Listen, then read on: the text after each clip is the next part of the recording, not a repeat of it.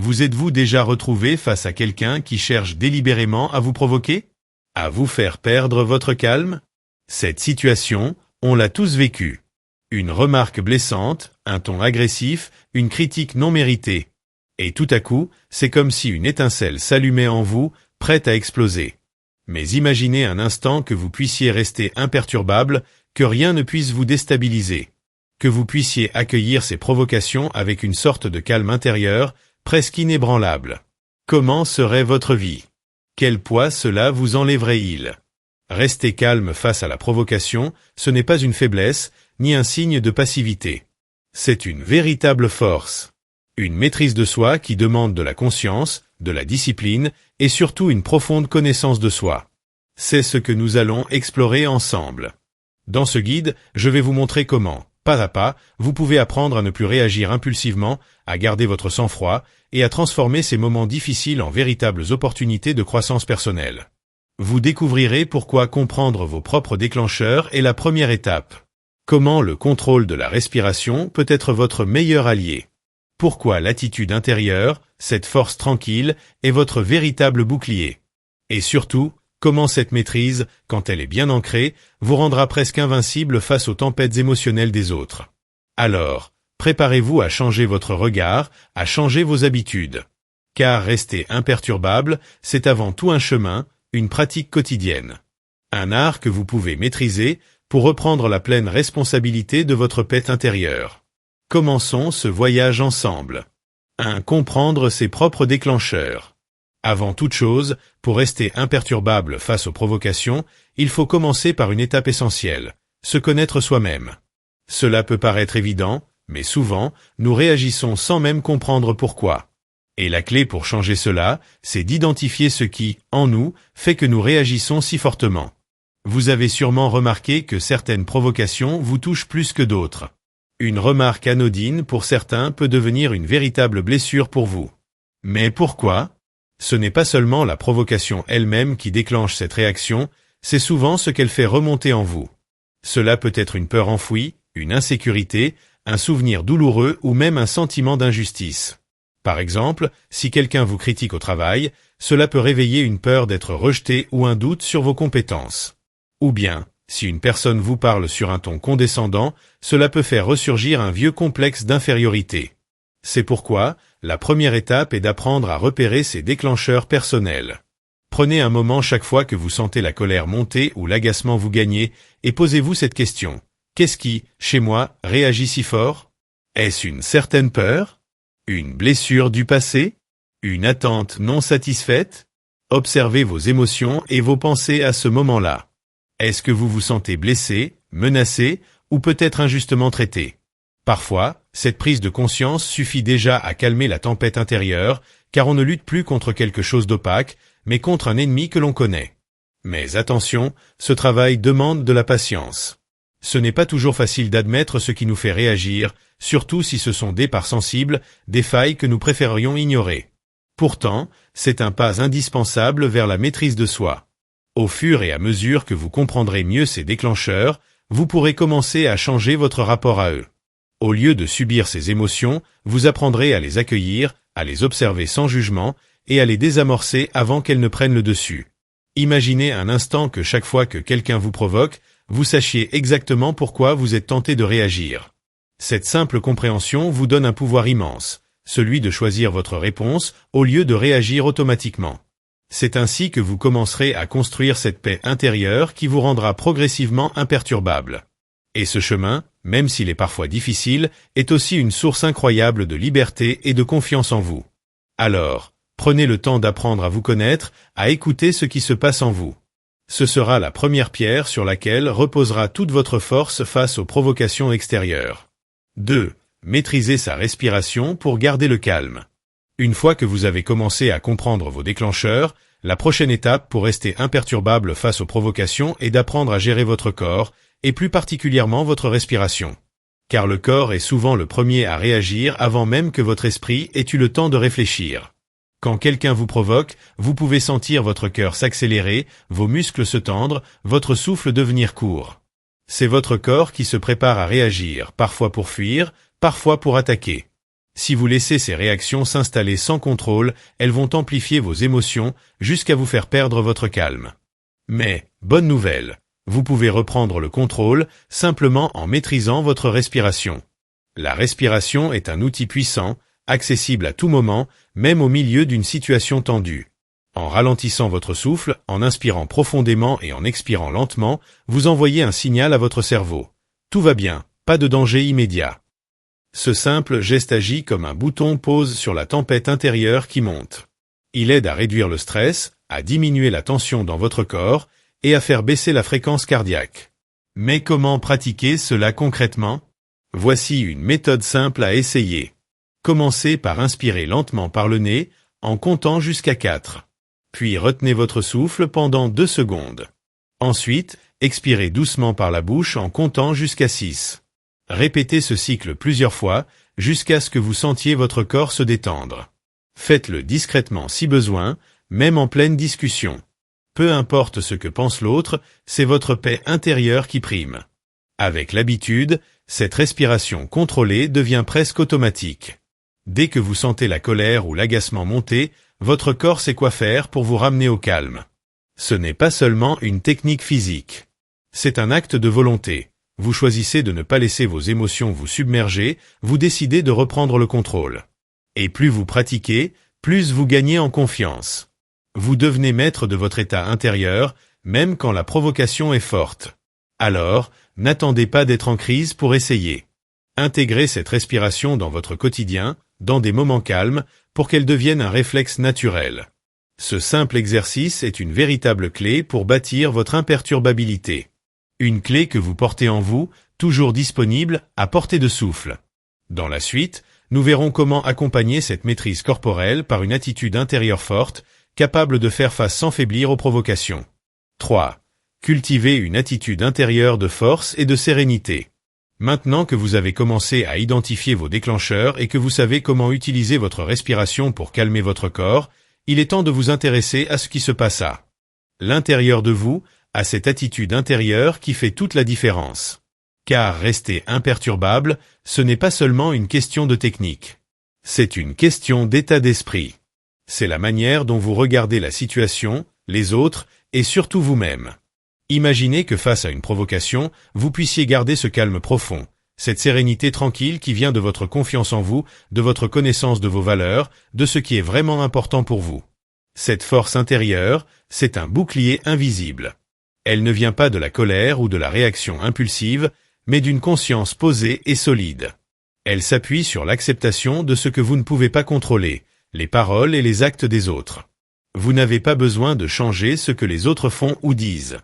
Vous pouvez simplement choisir comment vous y répondez. Cette liberté de choix, c'est ce qui construit votre imperturbabilité. Une attitude intérieure forte, c'est aussi reconnaître que la provocation est souvent un reflet des faiblesses ou des peurs de celui qui provoque. Plutôt que de prendre cela personnellement, vous pouvez apprendre à voir au-delà des mots agressifs et à ne pas vous laisser atteindre. Cela demande un travail quotidien. Il s'agit d'entraîner votre esprit à rester centré, à ne pas se laisser emporter par des pensées négatives ou des jugements hâtifs.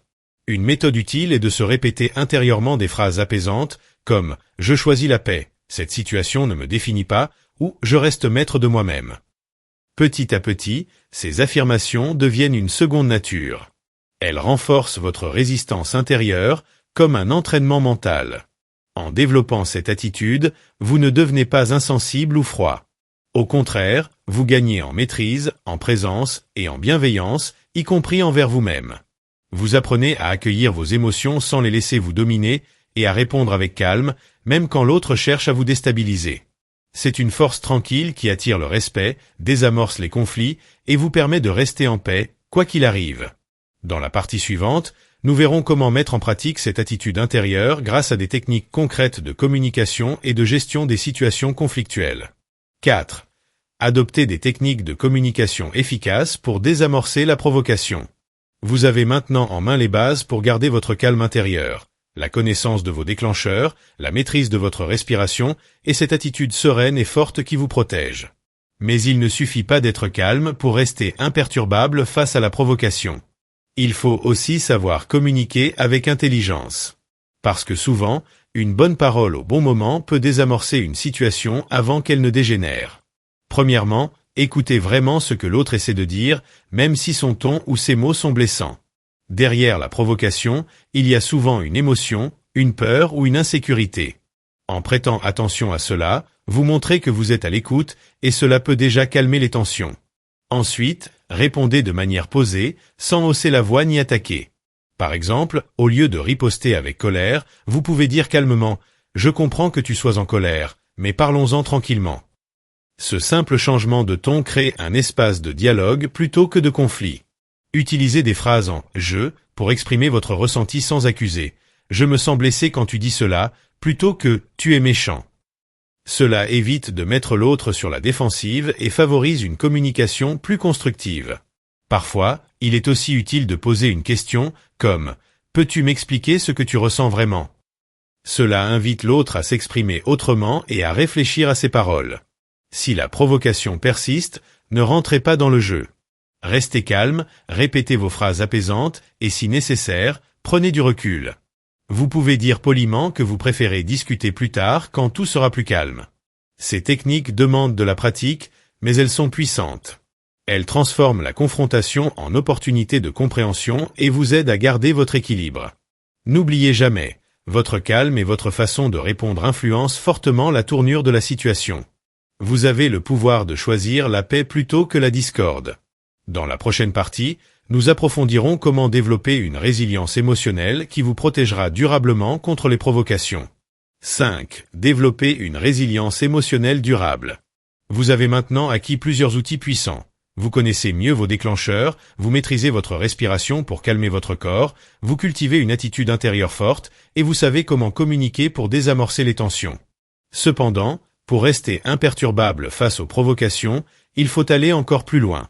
Il s'agit de bâtir une résilience émotionnelle durable, une capacité profonde à rebondir et à rester stable malgré les difficultés. La résilience émotionnelle, c'est un peu comme un muscle.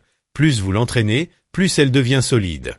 Elle vous permet de traverser les tempêtes sans vous briser, de ne pas laisser les émotions négatives s'accrocher à vous, même après la provocation. Pour la développer, commencez par adopter une posture de bienveillance envers vous-même. Cela signifie accepter vos émotions, même les plus désagréables, sans vous juger. Reconnaissez que ressentir colère, frustration ou tristesse est humain et normal. Ensuite, travaillez à prendre du recul sur les événements. Demandez-vous, cette provocation, est-ce qu'elle a vraiment de l'importance sur le long terme? Souvent, les provocations sont éphémères, elles ne méritent pas que vous y consacriez toute votre énergie mentale. Une autre clé, c'est d'entretenir votre esprit avec des pensées positives et constructives.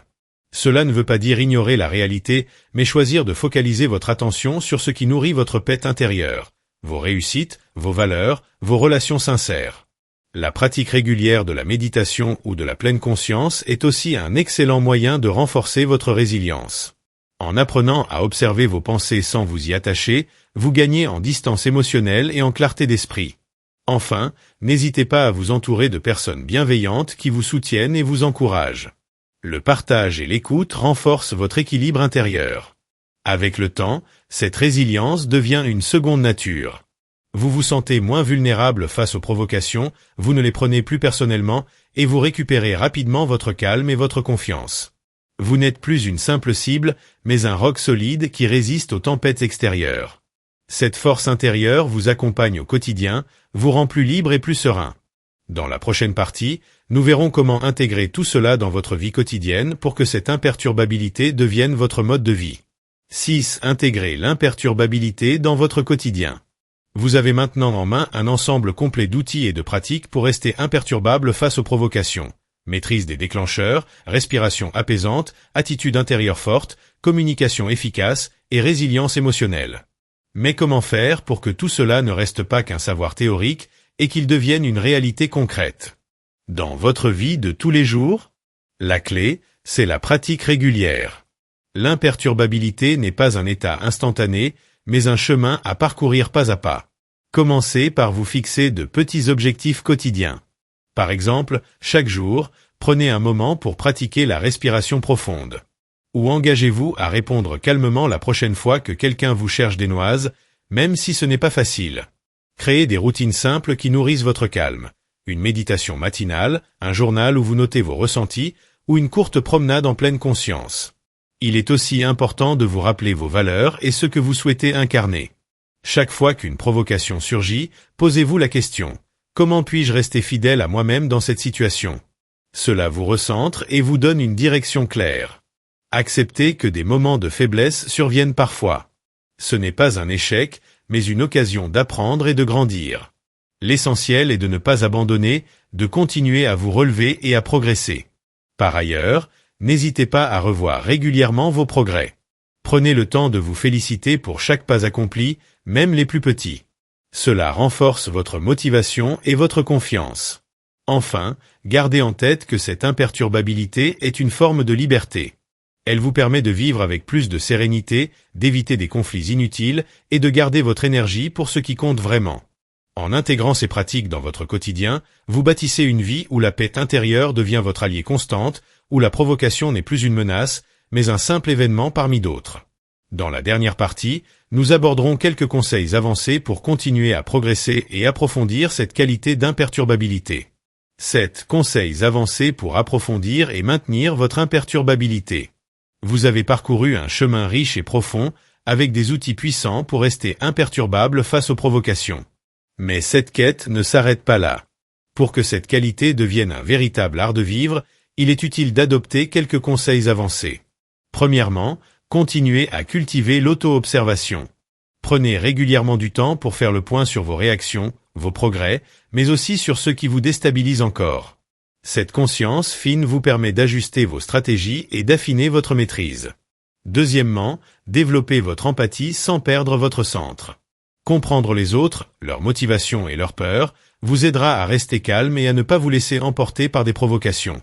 Mais attention, rester empathique ne veut pas dire laisser les autres marcher sur vous. C'est un équilibre subtil à maintenir.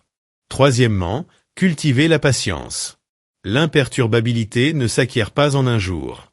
Chaque situation difficile est une occasion d'entraînement. Soyez indulgent avec vous-même et voyez chaque défi comme une opportunité d'apprendre. Quatrièmement, approfondissez votre pratique de la pleine conscience ou de la méditation. Ces disciplines développent une présence attentive qui vous ancre dans le moment présent et vous éloigne des jugements précipités.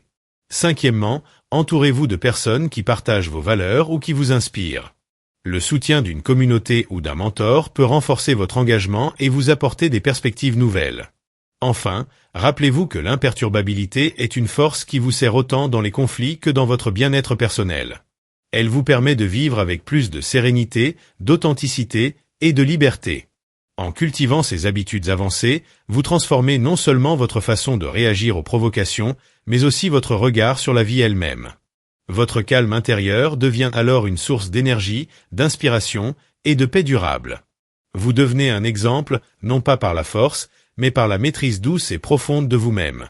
Ainsi, face aux défis et aux provocations du quotidien, vous savez que vous avez en vous cette force inébranlable.